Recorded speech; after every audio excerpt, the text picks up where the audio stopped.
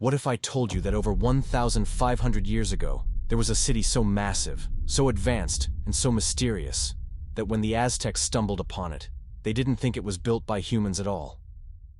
They thought it was built by gods. And that's not an exaggeration. The Aztecs, master engineers themselves, the same people who built floating cities and colossal temples, stood before its ruins and went, "Yeah, nope, definitely divine contractors." Welcome to Teotihuacan, the city of the gods. The first true metropolis of the Americas. A place that rose from volcanic soil to dominate an entire region, before collapsing into ruin, leaving behind pyramids, murals, tunnels of mercury, and a mystery that still haunts archaeologists today. And here's the kicker. Teotihuacan isn't just fascinating because of its past. Its story is a warning, and maybe even a prophecy, for the way we build our cities, run our economies, and deal with the same problems that once brought it to its knees. So, buckle up, because this is the rise and fall of Teotihuacan. And by the end, you might just see our modern world a little differently. Chapter 1: Jackpot Location. Every great city starts with one thing: location. Around 100 BCE, groups in the Mexican highlands found a valley that checked all the boxes. Volcanic soil, fresh springs, scenic views, a mountain basically made of obsidian, razor-sharp volcanic glass, more valuable than gold. Now, obsidian wasn't just useful, it was the resource. Farmers needed it for tools, warriors needed it for weapons, priests needed it for rituals. Imagine it as the iPhone of the ancient world. If you didn't have it, you were outdated. And Teotihuacan? They had the monopoly. By controlling obsidian, they controlled trade, military power, and culture. Basically, Teotihuacan was Silicon Valley, Wall Street, and Hollywood rolled into one volcanic valley. Chapter 2: Ancient Sim City. But resources alone don't make a metropolis. You need brains. Teotihuacan wasn't just rich, it was smart. The city wasn't a messy sprawl, it was carefully designed.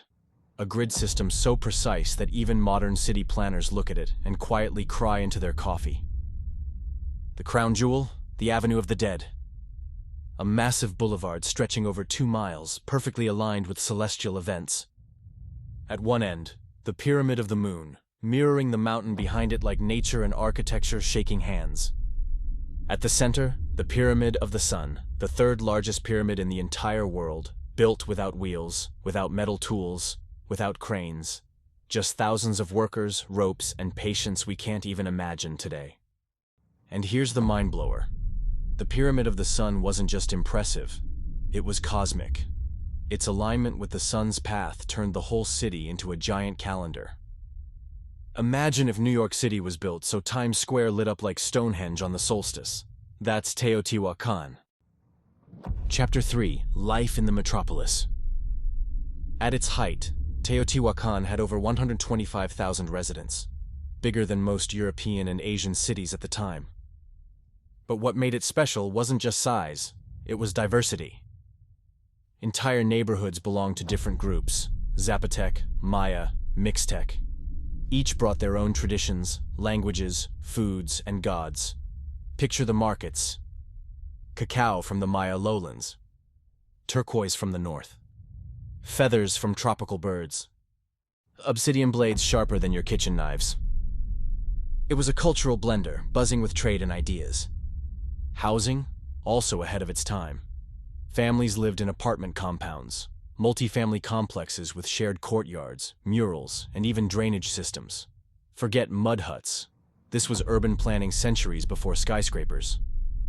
And speaking of murals, wow. Still vibrant after 1,500 years, they show gods, jaguars, serpents, and maybe even early comic strip storytelling. Art wasn't just decoration, it was propaganda, identity, and devotion splashed across every wall. Chapter 4: The Gods of Teotihuacan. Religion pulsed through every corner of this city. 2 gods in particular ruled the spiritual skyline. The Great Goddess, a fertility and underworld deity, often painted with a headdress streaming water, flowers, or even spiders. Think Mother Earth, but with a dramatic flair. The feathered serpent, Quetzalcoatl, the god who would later dominate Aztec religion. His temple at Teotihuacan is covered in hundreds of carved serpent heads, staring down at visitors like stone guardians. And with gods came sacrifice. Archaeologists have uncovered mass burials of warriors at the temple of the feathered serpent. Some bound, some buried with jade, animals, or weapons. These weren't random killings. They were rituals, cosmic power plays that fueled religion and politics. Forget campaign speeches. In Teotihuacan, leaders proved legitimacy through blood. And honestly, looking at modern politics, I'm not sure which system is scarier. Chapter 5. The Big Mystery. Now here's the strangest part. For all its grandeur, we don't know who ruled Teotihuacan. Unlike the Maya, who couldn't resist carving their kings' names into every surface, Teotihuacan left behind almost nothing. Their script, still undeciphered. Royal tombs, missing, statues of rulers, nada. Some believe a king ruled, others a council. Some even suggest it was the world's first functioning committee government, which sounds absurd, until you realize they kept the city running for centuries. Honestly, that's better than most modern parliaments. Chapter 6. Collapse of the Gods. So what happened? Around 550 CE, disaster struck. Evidence shows fires tearing through palaces and temples. Not just random destruction, targeted burning of elite structures. Was it invasion? Was it a revolt from the lower classes? Add in droughts and resource strain, and suddenly the mighty Teotihuacan cracked. By 600 CE, the city was nearly abandoned. A metropolis that once dominated the Americas was reduced to silence, its pyramids standing like tombstones for a fallen world. Chapter 7. Rediscovered by the Aztecs. Centuries later, the Aztecs stumbled upon the ruins. Their reaction? Awe. They named it Teotihuacan, the place where gods were created. To them, this wasn't just ruins. It was the birthplace of the sun, holy ground. They made pilgrimages, held rituals, and even copied its architecture for their own capital, Tenochtitlan. Teotihuacan became the Aztecs' Rome, except instead of being remembered for emperors, it was remembered as divine. Chapter 8. Digging for Answers. Fast forward to modern archaeology. Early explorers in the 1800s and 1900s uncovered pyramids and murals, but often reconstructed them for show rather than accuracy. Recent digs, however, revealed game-changing finds. Obsidian workshops proving industrial-scale production. Foreign neighborhoods confirming its multi-ethnic identity. And most jaw-dropping of all, tunnels beneath the pyramids. In 2011, archaeologists exploring under the Temple of the Feathered Serpent found offerings of jade, seashells, and pools of liquid mercury, shimmering in the dark like rivers of the underworld. That's not just archaeology, that's Indiana Jones. Chapter 9. Legacy of the Gods. Even after its fall, Teotihuacan's influence never died.